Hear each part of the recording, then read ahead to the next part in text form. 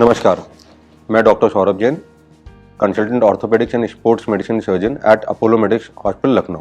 आज हम लोग बात करेंगे घुटने में होने वाली चोटों के बारे में, जिसमें मैं आपको समझाना चाहूँगा लिगामेंट, मेनिस्कस, इस तरह की चोटों के बारे में। घुटने में लगने वाली चोटें हमेशा हड्डी की चोटें नहीं होती। कई बार दो हड्डियों को जोड़ने वाले बीच में जो सॉफ्ट टिश्यू स्ट्रक्चर्स होते हैं, जैसे कि लिगामेंट, मेनिस्कस, कार्टिलेज, इनको भी चोट लग जाती है। इसको समझने के लिए मैंने एक बोन का मॉडल यहाँ पे लेके आया हूँ आपको समझाने के लिए। कुछ इस तरह का हमारा घुटना दिखता है और घुटने के आसपास वाले कुछ स्ट्रक्चर्स इस तरह दिखते हैं। इसमें हमें क्या क्या दिख रहा है? घुटने को सपोर्ट करने के लिए साइड में दो लिगामेंट्स होते हैं। उसी तरह घुटने के अंदर भी दो लिगामेंट यानी कि स्प्रिंग टाइप के स्ट्रक्चर होते हैं, जो सपोर्ट चलते टाइम देने के लिए काफ़ी मददगार होते हैं।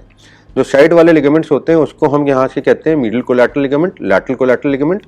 अंदर की तरफ जो दिखता है, आपको दिख रहा है, वो है एंटीरियर क्रूशिएट लिगामेंट, और उसी तरह जो पीछे दिख रहा है वो है पोस्टीरियर क्रूशिएट लिगामेंट।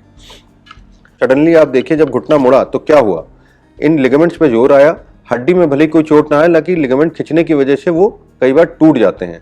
ये जो आप अंदर देख पा रहे हैं, इसे हम मेनिस्कस कहते हैं। साधारण भाषा में बात करें तो तकिए या गद्दी का काम करते हैं।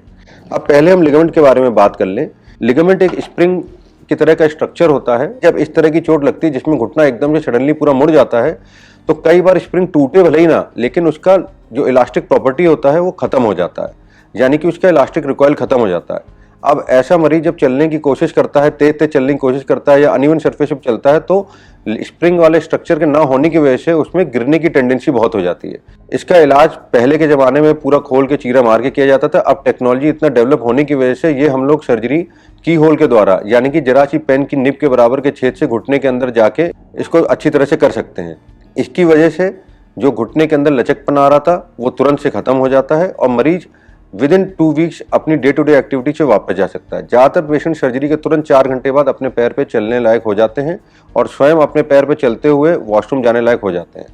अगर आपको इस तरह की कोई दिक्कत हो रही है या आपके जानकारों में किसी को इस तरह की दिक्कत हो रही है, चलने में घुटने में लचकपन आना, घुटने का लॉक हो जाना, चलते चलते ऐसी फीलिंग आना कि गिर जाएंगे, इसके लिए आपको सही समय पे दिखाने की आवश्यकता है। आप इसके लिए हमारे हॉस्पिटल अपोलो हॉस्पिटल लखनऊ में आ सकते हैं, मुझे दिखा सकते हैं और हम इसके बारे में आपसे 1:1 डिस्कशन करके इसके बारे में आपको इसका ट्रीटमेंट समझा सकते हैं। Thank you.